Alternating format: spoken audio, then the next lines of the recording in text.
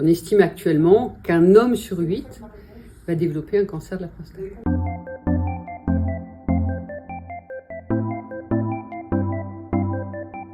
La prostate est une glande qui se trouve sous la vessie et qui sécrète le liquide séminal.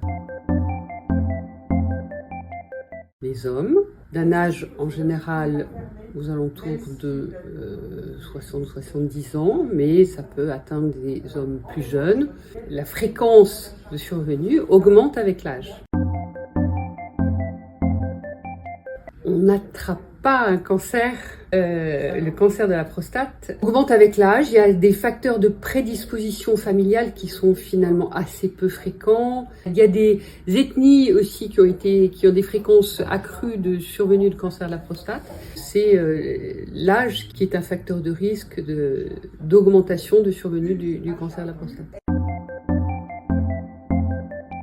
Le plus souvent, il n'y a pas de symptômes.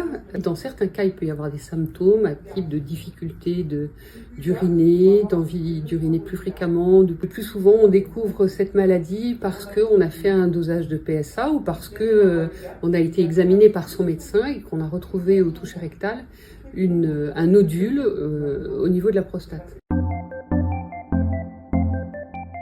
La majorité des cancers de la prostate sont retrouvés dans une situation très localisée et on peut être amené à surveiller le cancer de la prostate parce qu'il ne va pas être agressif. Mais dans certains cas, il faut traiter ce cancer de la prostate et il y a à notre disposition plusieurs thérapeutiques, à savoir la chirurgie qui consiste à enlever la prostate ou la radiothérapie ou la curithérapie qui consiste à mettre des implants d'iode dans la prostate, ou après des traitements plus compliqués qui combinent la radiothérapie et la chirurgie, ou encore dans des situations plus évoluées, on rajoute de l'hormonothérapie qui consiste à supprimer la sécrétion de testostérone, et puis parfois de la chimiothérapie, et puis des nouveaux traitements qui sont en cours de développement.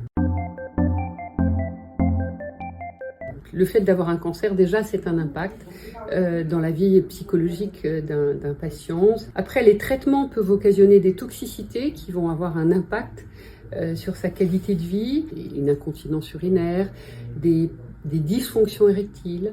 En fonction des traitements utilisés, il y a des impacts qui sont bien sûr différents. Donc le stade T1C, qui est un stade où en fait on ne retrouve pas, il n'y a pas de symptômes, à l'examen clinique il n'y a pas de nodule palpable et c'est juste une élévation des PSA qui va faire suspecter le cancer. Donc seules les biopsies et l'analyse du tissu au microscope va confirmer la présence de cellules tumorales et faire le diagnostic. Après, on peut avoir au toucher rectal un nodule que l'on palpe, d'un côté de la prostate ou des nodules des deux côtés ou encore une extension locale.